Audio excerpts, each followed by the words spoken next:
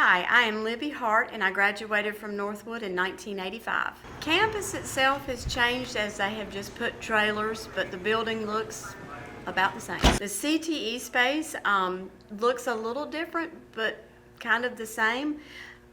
You enter and you have to walk up steps, and there used to be a platform where the beds, the hospital beds and the mannequins were, to step up to them, and then the classroom space, to my memory, was a little bit lower. I am a registered nurse. I have my BSN in nursing.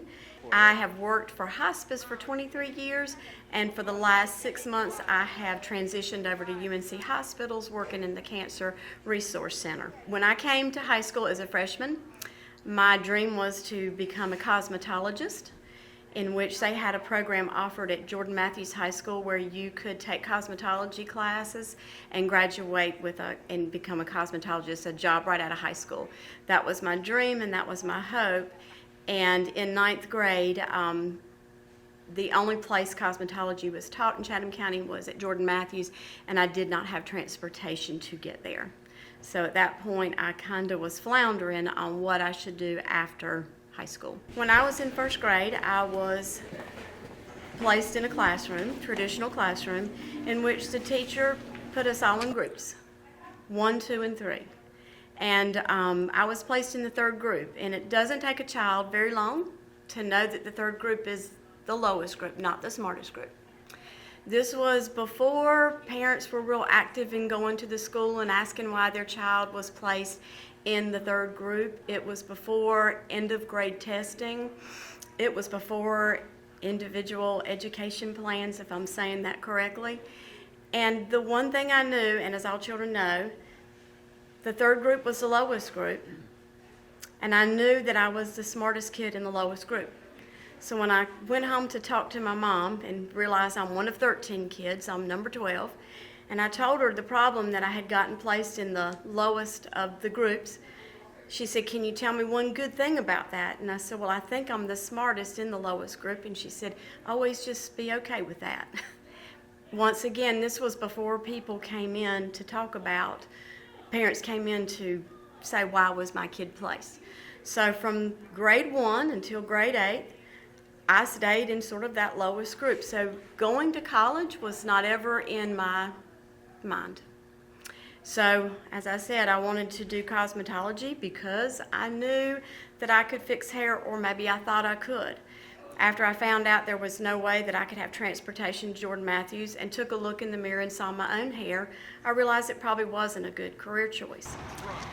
After my freshman year, I signed up to take health occupations and came into this room. And the first thing I noticed when I came into this room was, wow, this is completely different than any other class at Northwood. And then I looked on the stage and saw where there were hospital beds and mannequins, and I saw where the desks were different. And I thought, this is really cool. I want to know more about this. I had a teacher, Gail McLaughlin, and she wore a nurse's uniform and a lab coat. I thought that was pretty cool too. She started out by telling us that she wouldn't lecture to us, that we would have to complete so many modules in the semester, and it was up to us to learn the modules on our own. And she would be around and she would help us when we had questions. Once again, not traditional, and I thought, this is pretty cool. So I started learning the modules, and I thought, this makes sense to me. I have no idea why, but this makes sense to me. Because English didn't make sense to me, and math didn't make sense to me, and science didn't make sense to me because I wasn't really interested. But for some reason, the way health occupations was taught in this time made sense to me. And I found myself going through the modules rather quickly.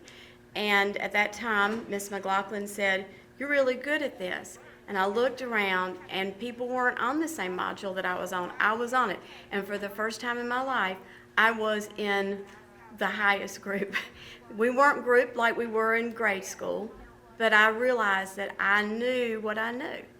And Gail McLaughlin really encouraged me to continue on with the modules. She asked me to join HOSA, which was Health Occupation Students of America, and she said, "You're smart." But at this point, I'm a sophomore. I am taking Algebra 1A for the second time because I didn't pass it the first time. So that level that I had, that feelings, the thoughts I had that I wasn't smart, still was in myself. And she said, you could do anything in the healthcare field. You are smart. This makes sense to you. You need to pursue a career in healthcare. And I thought, I can't do it. I can't even get out of Algebra 1A. But she continued to encourage me. At this time, I was looking at juniors and seniors, and I kept thinking, I really want to be able to go up on the stage and play with the mannequins in the bed and do the hands-on skills of the people, in another level. And she said, in order to do that, you have to take Health Occupations 1 and 2. I was in the intro, and she said, you'll have to take Health Occupations 1 and 2. And she encouraged me to do so. Miss McLaughlin left after my sophomore year, and I was devastated. I thought, who is going to help me? Who's going to tell me I'm smart? And Miss Carolyn Mabe came in her place and just picked up where Miss McLaughlin left off and continued to encourage me, continued to be a leader among the students. I continued to be in the HOSA club. And at this point, I knew that if I could make it till I was a senior, I would get to order a cranberry-colored scrub and get to wear it to school. For me, that just made all the difference in the world, because I was able to stand with an elite group of students able to wear a uniform, and I knew that when I became a senior, they would let us go to the hospital and to the nursing homes and let us have actual hands-on experience with patient care. It just took somebody else to show me that I was smart and learned in a different way. There is something about a CTE instructor that sees a student in a different way than a traditional teacher. CTE teachers are working with those students who may have been placed in a middle or low level. And they're working with students who think differently, that have skills that maybe traditional students don't have. So it took the CTE teacher to have faith and confidence in me to build that confidence. She taught me how to study differently, how to look at things differently. Not only did I get to be more serious as a student, I never thought teachers took me seriously because I was in that lowest level. But when you walk into a non-traditional classroom and are taught in a non-traditional way, and somebody seeks out your talents, you start to build that confidence. And that's all I needed was, you're looking at this in a different way, and you are a serious person, and you can be a serious person. You can have a serious, good career, but you do need to do other things like the math.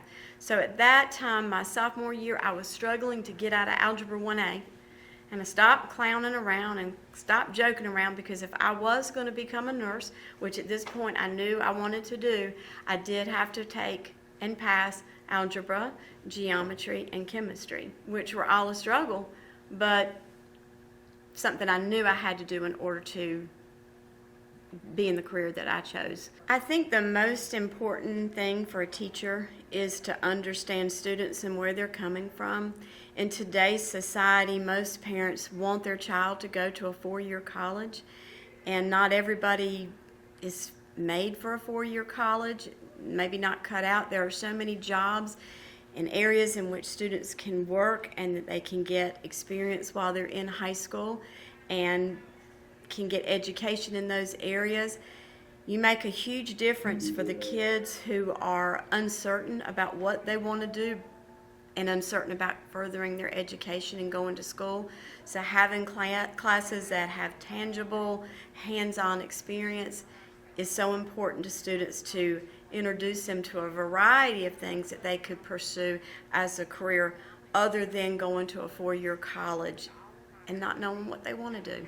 I tell you my story today to illustrate the impact of a CTE teacher, the difference that you made in my life and the difference you are making in hundreds of children's lives who pass through your door every day.